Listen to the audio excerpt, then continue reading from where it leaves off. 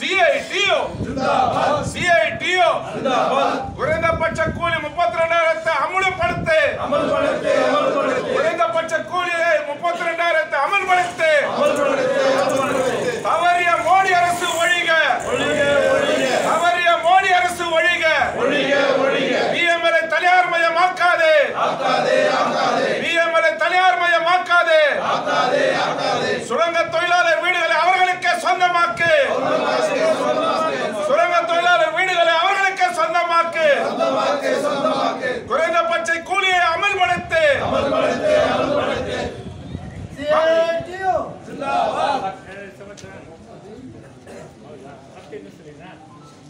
ಆತ್ಮೀಯ ನಾಗರಿಕ ಬಂಧುಗಳೇ ಬಹಳ ಪ್ರಮುಖವಾಗಿ ಪತ್ರಕರ್ತ ಮಿತ್ರರೇ, ಏನಿವತ್ತು ದೇಶಾದ್ಯಂತ ರೈತ ಕಾರ್ಮಿಕರು ಒಟ್ಟಾಗಿ ಒಂದು ದೊಡ್ಡ ಮಟ್ಟದಲ್ಲಿ ಹೋರಾಟ ಮಾಡ್ತಿದ್ದಾರೆ. ಆ ಹೋರಾಟಕ್ಕೆ ಬಹುಮುಖ್ಯ ಕಾರಣ ನಿಮ್ಮಲ್ಲ ಜೀವನದ ಪರಿಸ್ಥಿತಿ ಒಂದು ಅಧೋಗತಿಗೆ ಬಂದಿದೆ. ಅಂತ ಪರಿಸ್ಥಿತಿಯಲ್ಲಿ ಯಾವುದೇ ಮೇನ್ ಸ್ಟ್ರೀಮ್ ಮೀಡಿಯಾಗಳು ಕಾರ್ಮಿಕರ ಹೋರಾಟಗಳು ರೈತರ ಹೋರಾಟಗಳನ್ನು ತೋರಿಸಲ್ಲ.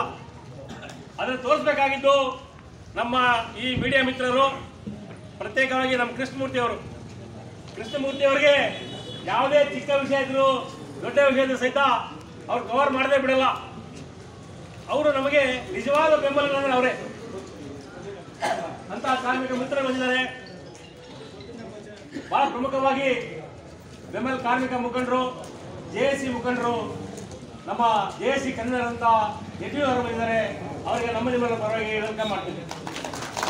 ಅದೇ ರೀತಿ ಬೆಂಬಲ SC/ST ವೆಲ್ಫೇರ್ ಅಸೋಸಿಯೇಷನ್ ಅದರ ಉಪಾಧ್ಯಕ್ಷರು ಮತ್ತು ಆಫೀಸ್ ಬೇರರ್ ಬೆಂಬಲನ ರಿಪ್ರೆಸೆಂಟ್ ಮಾಡಂತ ಅಲ್ಲಿನ ಒಬ್ಬ ಆಫೀಸ್ ಬೇರರ್ ಮತ್ತೆ CPM ಪಕ್ಷದ ಮುಖಂಡರು ನಂಗರಾಜ್ ಅವರು ಬಂದಿದ್ದಾರೆ. ಅವ್ರಿಗೆ ವೆಲ್ಕಮ್ ಮಾಡ್ತೀನಿ. ಅದೇ ರೀತಿ ಕಟ್ಟಡ ಕಾರ್ಮಿಕರ ಮುಖಂಡರು ಹಾಗೂ ಮಾಜಿ BGML ನೌಕರರಾದಂಥ ಜಯರಾಮನ್ ಬಂದಿದ್ದಾರೆ. ಹಾಗೂ ಮತ್ತೆಲ್ಲ ಮುಖಂಡರು ಬಂದಿದ್ದಾರೆ, ಯುವಜನ ಮುಖಂಡರು ಬಂದಿದ್ದಾರೆ. ಪ್ರತ್ಯೇಕವಾಗಿ ಅಧ್ಯಕ್ಷ ಮತ್ತು ರೈತರು ಇಬ್ಬರನ್ನೇ ಸೇರಿ ಈ ದೇಶಕ್ಕೆ ಆಸ್ತಿ ಉತ್ಪಾದನೆ ಮಾಡಿಕೊಡುವ ದುಡಿಯುವ ಜನ ಎಲ್ಲ ಒಟ್ಟಿಗೆ ಸೇರಿ ಈಗ ಇರುವ ಸರ್ಕಾರಕ್ಕೆ ಹಲವಾರು ಬೇಡಿಕೆಗಳು ಸುಮಾರು ವರ್ಷದಿಂದ ನಾವು ಹೇಳ್ತಾ ಇದ್ದೀವಿ. ಅವ್ರು ಏನೂ ಮಾಡಿಲ್ಲ ಅಂತ ಒಂದು ಕಾರಣಕ್ಕಾಗಿ ಇವತ್ತು ಇಂಡಸ್ಟ್ರಿಯಲ್ ಸ್ಟ್ರೈಕ್ ಆ್ಯಂಡ್ ಗ್ರಾಮೀಣ ಬಂದ್ ಅಂತ ಇವತ್ತು ಕರೆ ಕೊಟ್ಟಿದ್ದಾರೆ. ನೀವೆಲ್ಲ ಇವತ್ತು TV-ನಲ್ಲಿ ನೋಡ್ಬೋದು, ಪತ್ರಿಕೆಯಲ್ಲಿ ನೋಡ್ಬೋದು. ನಮ್ಮ ಡೆಲ್ಲಿ ಏನು ನಮ್ಮ ಪಾರ್ಲಿಮೆಂಟ್ ಇದೆ, ನಮ್ಮ ಪ್ರಧಾನಮಂತ್ರಿ ಇದ್ದಾರೆ, ನಮ್ಮ ಮಂತ್ರಿಗಳಿದ್ದಾರೆ, ಈ ದೇಶನ ರೂಲ್ ಮಾಡೋರು ಆ ಕಡೆ ಬಂದು ஆக்கணும்ன்ற ஒரு கோரிக்கை இருந்தாலும் கூட CIT வந்து 32,000 ரூபாய் குறைந்தபட்ச கூலியும் நிர்ணயிக்கணும். ஏன்னா இந்த அரசு நீங்க மாத்தாம உங்களுக்கு நிரந்தர வேலை கிடையாது. அது வரைக்கும் இந்த கோரிக்கை இன்னைக்கு வந்து நிற்கும். இன்னைக்கு போக்குவரத்து தொழிலாளி இந்த அரசு வந்து கார்பரேட்டுக்கு எப்படி இருக்குதுன்னு சொல்லிட்டு நாம பார்க்கணும்னா போக்குவரத்து தொழிலாளிகள் மத்தியில் வேலை செய்யும் போது இன்னைக்கு ஒரு சட்டத்தை எடுத்துட்டு வந்துக்கிறாரு மோடி அரசு. எங்கெங்க இந்த காப்பி வச்சாருன்னா ஸ்காட்லாண்டு, கனடா, அப்புறம் சுவிட்சர்லாந்து, இந்த 3 நாட்டுல இருந்து இந்த சட்டத்தை வந்து எடுத்துட்டு வந்துக்கிறாரு. அங்க கொடுக்கக்கூடிய நலத்திட்டங்களை அவர் காப்பி அடிக்க மாட்டார். இது மாதிரி சட்டங்களை தான் இன்னைக்கு வந்து எடுத்துட்டு வர இந்தியன் மோட்டார் வெஹிக்கிள் ஆக்ட் அதுக்கு அமெண்ட்மெண்ட் கொண்டு வந்து இன்னைக்கு ஏற்கனவே 304A செக்ஷன் படி என்னன்னாக்கா ஆக்சிடென்ட் ஆச்சுனாக்கா அது ஆக்சிடென்டா வந்து கன்சிடர் பண்ணுவாங்க. கோர்ட்டோ சரி கேஸும் சரி IPC செக்ஷன் பிரகாரம் 304A அதுக்கு ஏற்கனவே 2 ஆண்டு சிறை இருக்குது, ஒரு 10-20,000 தண்டனை இருக்குது.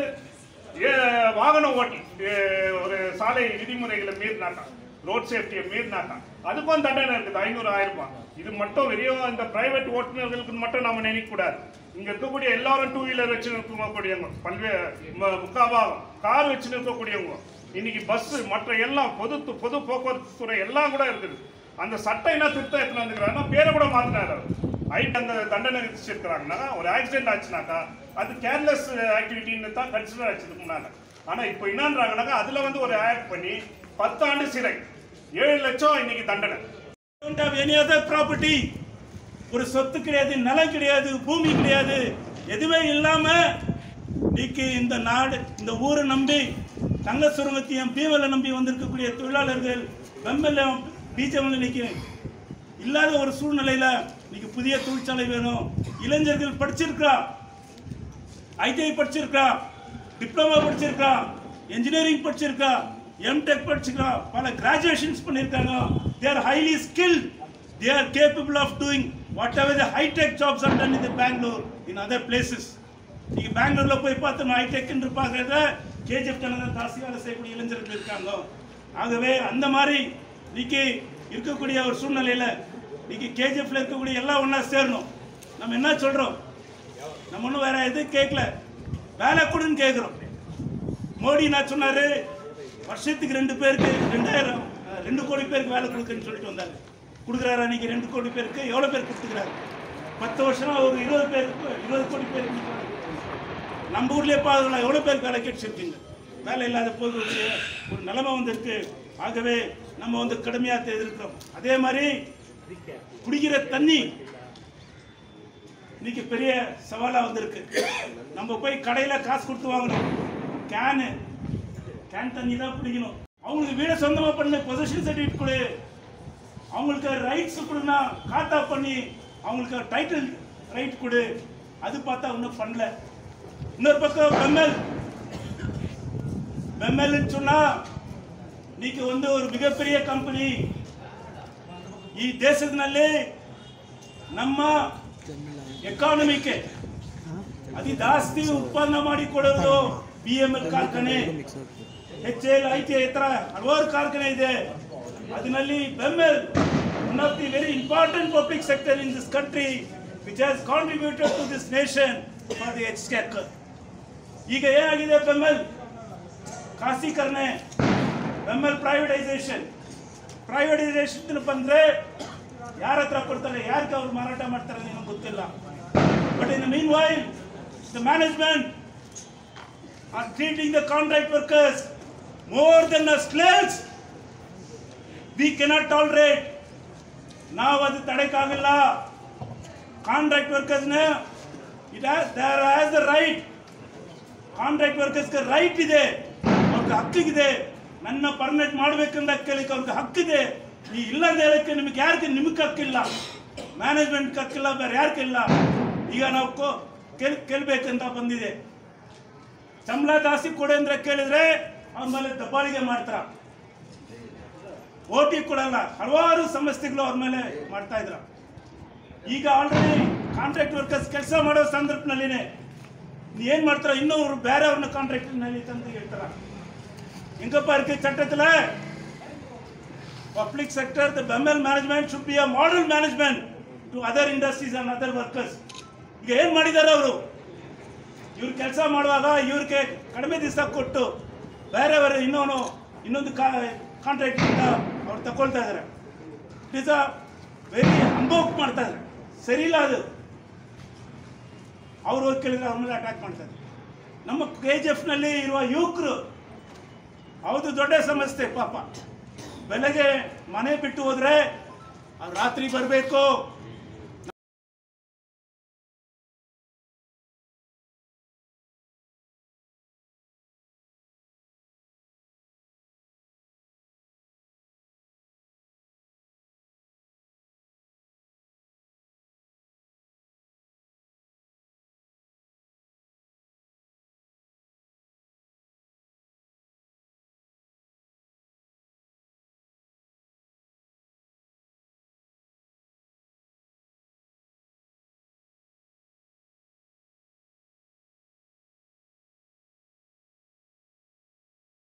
ಆಫೀಸ್ ಬಂದಿದ್ದೀರಿ.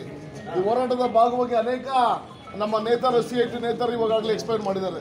ಯಾಕೆ ಈ ಹೋರಾಟ ಮಾಡಿದ್ದೀರಿ, ಇದು ಏನು ಹೋರಾಟ, ಇದು ಜನ ವಿರೋಧಿ ನೀತಿಗಳ ವಿರುದ್ಧವಾಗಿ ಹೋರಾಟ, ಕಾರ್ಮಿಕ ವಿರೋಧಿ ನೀತಿಗಳ ಹೋರಾಟ, ಕನಿಷ್ಠ ವೇತನ ಕೊಡಬೇಕು, ಮತ್ತು ಆನ್ಲೈನ್ ಸಿಸ್ಟಮ್ ಅನ್ನು ಕೂಡ ಅಬಲಿಷನ್ ಮಾಡಬೇಕು, ಮತ್ತು ಗುತ್ತಿಗೆ ಕಾರ್ಮಿಕರಿಗೆ ಆನ್ಲೈನ್ ಎಲ್ಲ ಅಬಲಿಷ್ ಮಾಡಿ ಕಾಯಂಗೊಳಿಸಬೇಕು, ಮತ್ತು ಜ್ವಲಂತ KGF ನಗರದಲ್ಲಿ ಇರುವಂಥ ಸಮಸ್ಯೆಗಳನ್ನು ಕೂಡ ಬಗೆಹರಿಸಬೇಕು ಅಂತ ನಮ್ಮ ಕಾಪಾಡ ಮತ್ತು ತಾಲೂಕು CIT ಸಂಚಾಲಕರಾದ ಯಾರೊಬ್ಬರು ಹೇಳಿದ್ದಾರೆ. ಅದರ ಭಾಗವಾಗಿ ನಾವು ಮನವಿ ಪತ್ರ ಓದಿ ಏನು ತಹಸೀಲ್ದಾರ್ ಇನ್ಚಾರ್ಜ್ ಅಧಿಕಾರಿಯಾಗಿ ಬಂದಿದ್ದಾರೆ, ಅವ್ರಿಗೆ ಇವತ್ತು ನಾವು ಮನವಿ ಕೊಡೋ ಉದ್ದೇಶದಲ್ಲಿ ಈಗ ನಾನು ಓದ್ತೀನಿ. ಮನವಿ ಪತ್ರ ಮಾನ್ಯ ತಹಸೀಲ್ದಾರ್ ಕಚೇರಿ ಕೆಜಿಎಫ್ ತಾಲೂಕು. ಮಾನ್ಯರೇ, ರೈತರು, ಕಾರ್ಮಿಕರ ಮತ್ತು ಕೃಷಿ ಕೂಲಿ ಕಾರ್ಮಿಕರ ಹಲವಾರು ಬೇಡಿಕೆಗಳು ಈಡೇರಿಸುವಂತೆ ಒತ್ತಾಯಿಸಿ ದೇಶದಾದ್ಯಂತ ಫೆಬ್ರವರಿ 16ರಂದು ಪ್ರತಿಭಟನೆ ನಡೆಸಲು ರೈತ ಮತ್ತು ಕಾರ್ಮಿಕ ಸಂಘಟನೆಗಳು ಕರೆ ನೀಡಿವೆ. ಇದರ ಭಾಗವಾಗಿ ಫೆಬ್ರವರಿ 16ರಂದು ಮಧ್ಯಾಹ್ನ 3:30 ಗಂಟೆಗೆ ತಮ್ಮ ಕಚೇರಿ ಮುಂಭಾಗದಲ್ಲಿ ಪ್ರತಿಭಟನೆ ನಡೆಸಿ ತಮ್ಮ ಮೂಲಕ ಸರ್ಕಾರಕ್ಕೆ ಮನವಿ ಸಲ್ಲಿಸಲಾಗುತ್ತಿದೆ. ಈ ಸಂದರ್ಭದಲ್ಲಿ ತಾವುಗಳು ಸಂಬಂಧಪಟ್ಟ ಅಧಿಕಾರಿಗಳಿಗೆ ಹಾಜರಿದ್ದು ನಮ್ಮ ಮನವಿ ಸ್ವೀಕರಿಸಬೇಕು ಎಂದು ತಮ್ಮಲ್ಲಿ ವಿನಂತಿ ಮಾಡಿಕೊಳ್ಳುತ್ತೇವೆ. ಕೆಜಿಎಫ್ ತಾಲೂಕಿನ ಪ್ರಮುಖ ಬೇಡಿಕೆಗಳಲ್ಲಿ ಕೆಜಿಎಫ್ನಲ್ಲಿ ಹೊಸ ಕೈಗಾರಿಕೆಯನ್ನು ಸ್ಥಾಪಿಸಬೇಕು ಎಂಬುದಾಗಿ ಮೊದಲಾಗಿದೆ. ಬೆಮೆಲ್ ಕಾರ್ಖಾನೆಯಲ್ಲಿ ಕೆಲಸ ಮಾಡುತ್ತಿರುವ ಗುತ್ತಿಗೆ ಕಾರ್ಮಿಕರನ್ನು ಕಾಯಂಗೊಳಿಸಿ ಅವರಿಗೆ ಗ್ರಾಚ್ಯುಟಿ ಸಂಬಳ ಹೆಚ್ಚಳ ಮಾಡಬೇಕೆಂದು ನಮ್ಮ ಮನವಿಯಲ್ಲಿದೆ. ಯುವಕರಿಗೆ ಉದ್ಯೋಗವನ್ನು ಸೃಷ್ಟಿ ಮಾಡಬೇಕು. ಚಿನ್ನದ ಗಣಿ ಕಾರ್ಖಾನೆಯನ್ನು ಪ್ರಾರಂಭಿಸಬೇಕು. 50% ಬರಬೇಕಾದ ಬಾಕಿ ಹಣವನ್ನು ಮಂಜೂರು ಮಾಡಲೇಬೇಕೆಂದು ನಮ್ಮ ಮನವಿಯಾಗಿದೆ. ಬೆಮೆಲ್ ಕಾರ್ಖಾನೆಯ ಖಾಸಗೀಕರಣ ಮಾಡಬಾರದು. ಆಗಲೇ ಲಾಭದಾಯಕ ಇರುವುದು ಬೆಮೆಲ್ ಕಾರ್ಖಾನೆ, ನೀವು ಖಾಸಗೀಕರಣ ಮಾಡಬಾರದು ಅನ್ನೋದಾಗಿದೆ. ಚಿನ್ನದ ಗಣಿ ಪ್ರದೇಶದಲ್ಲಿ ವಾಸವಾಗಿರುವ ಕಾರ್ಮಿಕರ ಮನೆಯನ್ನು ಅವರಿಗೆ ನೋಂದಣಿ ಮಾಡಿಕೊಡಬೇಕು. ಕುಡಿಯುವ ನೀರು ಮತ್ತು ನೈರ್ಮಲ್ಯೀಕರಣವನ್ನು ಒದಗಿಸಬೇಕು. ಮಾರಿಕುಪ್ಪಂ ಮತ್ತು ಕುಪ್ಪಂ ರೈಲ್ವೆ ಮಾರ್ಗವನ್ನು ತ್ವರಿತವಾಗಿ ಫಿನಿಶ್ ಮಾಡಬೇಕು. ಶಿಕ್ಷಣ ಮತ್ತು ಕ್ರೀಡಾ ವ್ಯವಸ್ಥೆಯನ್ನು ಒದಗಿಸಿಕೊಳ್ಳಬೇಕು. ಬಂಗಾರಪೇಟೆ ಮಾರಿಕುಪ್ಪಂ ದ್ವಿಪಥ ಅಂದರೆ ಡಬಲ್ ಲೈನ್ ರೈಲ್ವೆ ಮಾರ್ಗವನ್ನು ಆರಂಭಿಸಬೇಕು. ಬೆಂಗಳೂರು ಗ್ರಾಮಾಂತರ ರೈಲ್ವೆ ವಲಯಕ್ಕೆ ಬಂಗಾರಪೇಟೆ ಮಾರಿಕುಪ್ಪಂ ಮಾರ್ಗವನ್ನು ಸೇರಿಸಬೇಕು. ಚಾಲಕರಿಗೆ ಅಪಘಾತ ಸಮಯದಲ್ಲಿ ಜಾರಿಗೊಳಿಸಿದ 10 ವರ್ಷ ಜೈಲು ವಾಸ ಮತ್ತು 7 ಲಕ್ಷ ರು ಜುಲ್ಮಾನ ವಿಧಿಯನ್ನು ರದ್ದುಗೊಳಿಸಿ ಸಾಮಾಜಿಕ ಭದ್ರತೆಯನ್ನು ವಿಸ್ತರಿಸಬೇಕೆಂಬುದಾಗಿದೆ. ಗ್ರಾಮ ಪಂಚಾಯಿತಿ ಮತ್ತು ಸ್ಕೀಮ್ ನೌಕರರಿಗೆ ಸಂಬಳದ ಖಾತ್ರಿ ಮತ್ತು ಸಾಮಾಜಿಕ ಭದ್ರತೆಯನ್ನು ಒದಗಿಸಬೇಕಾಗಿ ವಿನಂತಿ ಮಾಡುತ್ತಿದ್ದೇವೆ. ಹಂಗೆ 10 ಹಲವು ಪ್ರಮುಖ ಬೇಡಿಕೆಗಳಲ್ಲಿ ಅಗತ್ಯ ವಸ್ತುಗಳ ಬೆಲೆ ಏರಿಕೆ ನಿಯಂತ್ರಿಸಬೇಕು, ಕಾಯಂಗೊಳಿಸಲೇಬೇಕೆಂಬುದಾಗಿದೆ. ಮತ್ತೆ ಅಂಗನವಾಡಿ ನೌಕರ ಸ್ಥಳೀಯ ಬೇಡಿಕೆಗಳಾಗಿದೆ. ಮತ್ತೆ ಪ್ರತಿ ತಿಂಗಳು 5ನೇ ತಾರೀಕಿನೊಳಗೆ ಗೌರವಧನ ನೀಡಬೇಕು. ಅಂಗನವಾಡಿ ಕಟ್ಟಡ ಬಾಡಿಗೆ ಹಣವನ್ನು ಪ್ರತಿ ತಿಂಗಳು ಪಾವತಿ ಮಾಡಬೇಕು. ಮತ್ತೆ ಹಲವು ಅವರ ಒಂದು ಬೇಡಿಕೆಗಳಾಗಿವೆ. ಗ್ರಾಮ ಪಂಚಾಯಿತಿ ಬೇಡಿಕೆಗಳ ಪ್ರಮುಖಗಳಲ್ಲಿ ಹಲವು ವರ್ಷಗಳಿಂದ ಬಾಕಿ ಇರುವ ವೇತನವನ್ನು ತಕ್ಷಣ ನೀಡಬೇಕು.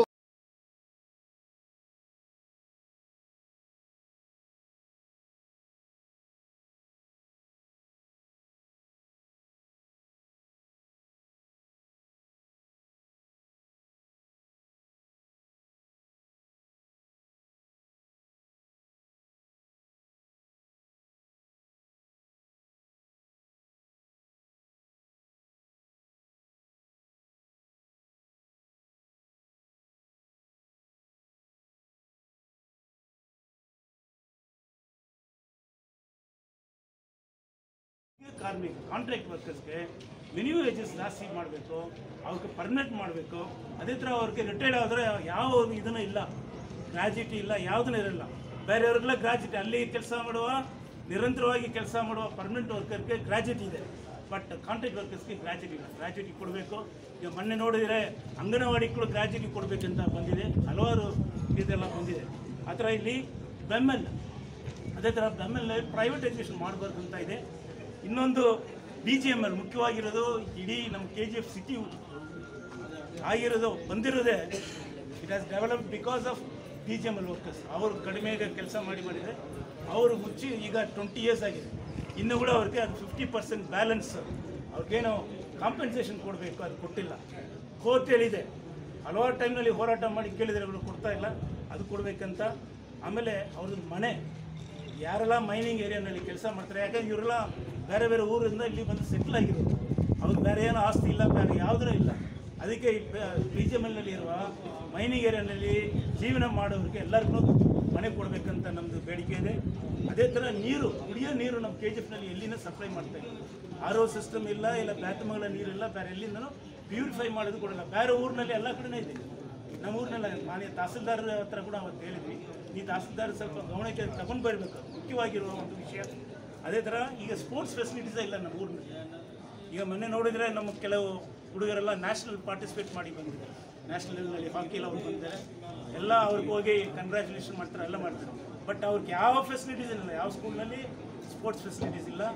ಇಲ್ಲಿ ಊರಿನಲ್ಲಿರುವ ಎಲ್ಲ ಗ್ರೌಂಡ್ ಏನು ಆವಾಗ ಮೈನಿಂಗ್ ಏರಿಯಾನಲ್ಲಿ ಏನು ಗ್ರೌಂಡ್ಸ್ ಇದೆ ಎಲ್ಲ ಕೂಡ ಹೋಗಿದೆ.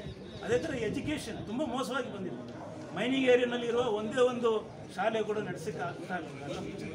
ಸೊ ಅದಕ್ಕೆ ನಾವು ಸರ್ಕಾರ ಮಾಡಬೇಕು. ಅದೇ ಥರ ರೈಲ್ವೆನಲ್ಲಿ ಕುಪ್ಪಂ ಲೈನ್ ಇದೆ, ಕುಪ್ಪಂ ಲೈನ್ ಡಬಲ್ ಲೈನ್ ಮಾಡಬೇಕು. ಆಮೇಲೆ ಸಬ್ಬರ್ಬನ್ ಟ್ರೈನ್ ಇದೆ ಸರ್, ಬ್ಯಾಂಗ್ಳೂರಿನಲ್ಲಿ ಸಬ್ಬರ್ಬನ್ ಟ್ರೈನ್ ಈಗ ಬಂದಿದೆ, ಎಕ್ಸ್ಟೆಂಡ್ ಮಾಡಿ ಅದು ಈ ಥರ ಇದೆ. ಆಮೇಲೆ ಈಗ ಆಟೋ ಆರ್ಡಿನರಿ ಡ್ರೈವರ್ಸ್ ಇದ್ದಾರೆ, ಇದು ತುಂಬ ಅನ್ಯಾಯ ಆಯಿತು.